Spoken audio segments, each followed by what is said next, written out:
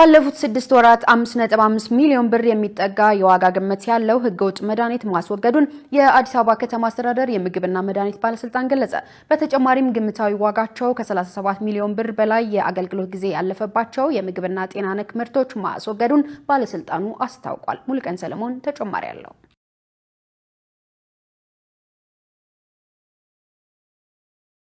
የአዲስ አበባ ከተማ አስተዳደር የምግብና መድኃኒት ባለስልጣን በ2018 በጀት ዓመት የመጀመሪያዎቹ 6 ወራት ውስጥ ያከናወናቸውን ተግባራት በተመለከተ ከባለድርሻ አካላትና ከቁጥጥር ፎረም አባላት ጋር በዛሬው ዕለት የግምገማ መድረክ አካሂደዋል። የባለስልጣኑ የጤና ተቋማትና ባለሙያዎች ቁጥጥር ዳይሬክቶሬት ዳይሬክተር ገልገሎ ኦልጅራ በተለይ ለኢሳት እንደተናገሩት ባለስልጣኑ ምግብና ምግብ ነክ የሚሰጡ አገልግሎቶች ደረጃቸውን የጠበቁ እንዲሆኑ የተለያዩ ስራዎችን እየሰራ ይገኛል። ይሁን እንጂ ስታንዳርዱን ጠብቀው በማይሰሩ ተቋማትና ግለሰቦች ላይ የተለያየ አይነት እርምጃዎች በመውሰድ ላይ ይገኛል።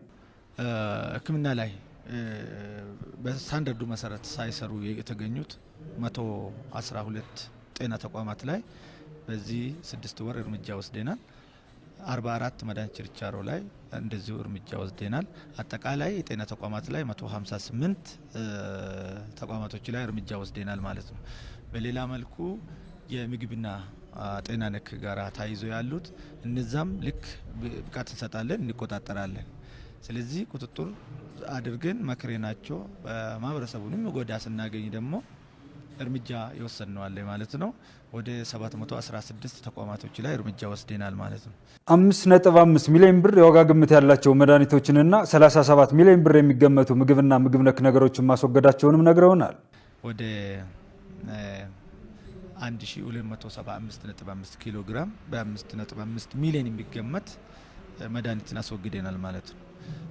በሌላ በኩል ምግብና ቁሳቁሶች ምግብ ጋር ያሉ ነገሮች እነሱንም ወደ 37 ሚሊዮን የሚያወጣ ወይም ደግሞ ብር የሚገመት እንዲወገዱ ተደርጓል ማለት ነው። መድኃኒቶችና ምግብ ነክ ነገሮች የአገልግሎት ጊዜያቸው እንዳያልፍባቸው ከንግድ ተቋማት ጋር በቅርበት እንደሚሰሩ አብራርተዋል። በተደጋጋሚ ችግሮች የሚገኙት ጊዜ ያለፈበት ነው። ምግብም ይሁን መድኃኒትም ይሁን ጊዜ ያለፈበት ነው በተደጋጋሚ የምናገኘው ማለት ነው። ለዚህ የተለያየ ስራ ለመስራት ሞክረናል። አሁን መድኃኒት ኤክስ እንዳያረግ ጊዜ እንዳያልፍ አንዱ ጋር በህጋዊ መንገድ እንዴት ለምሳሌ እዚህ የማይሸጥ ከሆነ ወደ ሌላ ቦታ ትራንስፈር ተደርጎ የሚገዛበት ቦታ እናመቻቻለን። ለምን የሀገር ሀብት ነው፣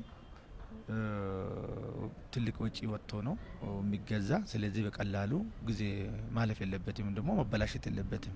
ይሄ እንዳይበላሹ ጊዜ እንዳያልፍበት ክትትልና ቁጥጥር እናደርጋለን። እንዴት ነው? ፈርስት ኢን ፈርስት አውት የሚባል ቀድሞ የገባ ቀድሞ መውጣት አለበት።